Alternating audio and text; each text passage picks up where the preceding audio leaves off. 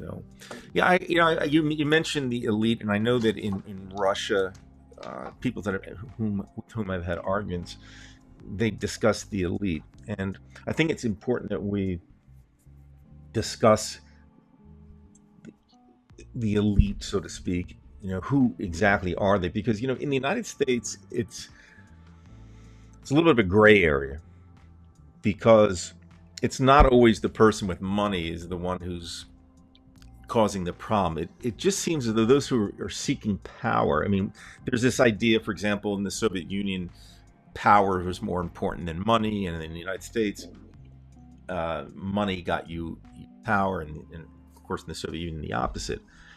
Uh, but in terms of the United States, when you look at somebody like Trump, now he's not the elite in terms of the amount of money he has, but he does have, as you said, he has this charisma that people can identify with. And again, not with me, we all know that, but there is something that they identify with. It's an idea that they identify with. And I don't even know that you would need the elite. I mean, the elite help. Someone like Musk can shell him out some money and make it a lot easier. But how much of it, again, because we're talking about the elite, we're talking about people who are, I assume you're talking about the wealthy, or you're talking about the wealthy and the powerful? So when I use the term elite in a sort of broad sense, Mm-hmm. my framing of this, actually, I really started thinking about this after a book that I read years ago called Superclass Mm-hmm. by David Rothkopf. And he was talking about people that have this undue influence over society, Mm-hmm. whether they be wealthy, or whether they be politically powerful, or whether they be military generals, for example, or whether they be musicians that people follow. He kind of described the superclass back then as the 1 in a million people. There were then 6 billion people on the planet. So he's talking about who are the most influential 6,000 people on the planet, Mm-hmm. 1 in a million. And these people would have like the capacity to influence the lives of like 750,000 people plus on a daily basis. There was the framing that he was using to describe these people that had this disproportionate influence. And once he'd actually framed this out, then actually drew up the list of the top 6,000 people at the time that he was doing the Mm-hmm. research, and then drilled down to look at and find the patterns about where did they study and what was Mm-hmm. their background and so forth. And what you actually find through that framing is that the elite changes over time. So there's probably some actors in there that will never really be properly understood because they're so clever at concealing themselves. But for the most part, you can tell who the billionaires are. That's broadly Forbes has got a Right. pretty good record of that, the billionaires list.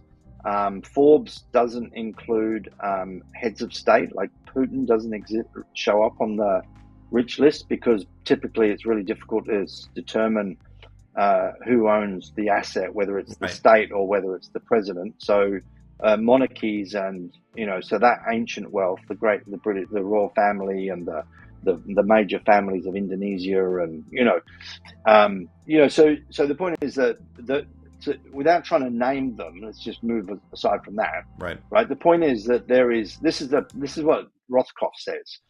He says the elite will always be with us. Right. Right. He says, but when they consistently make bad decisions, then you got a problem. And that's really why I'm interested in the concept of the elite now, is because they are consistently making bad decisions, and it's going to lead to the eradication of most life on Earth in the coming decades and centuries.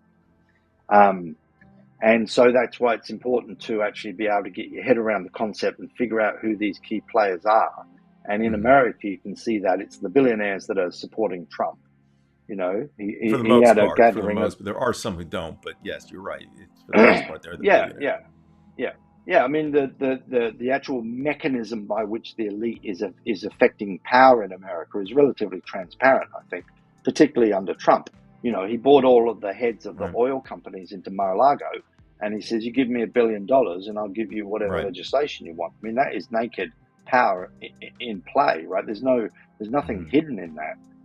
Now, I've got no doubt that there are people that are feeding in money who remain anonymous, Right. you know. And I don't want to go down like a conspiracy theory path of who are all of these invisible people, but I think it's pretty rational to think that there is a lot of power held by people that you just don't know their names, because it's held through means that are just kind of invisible.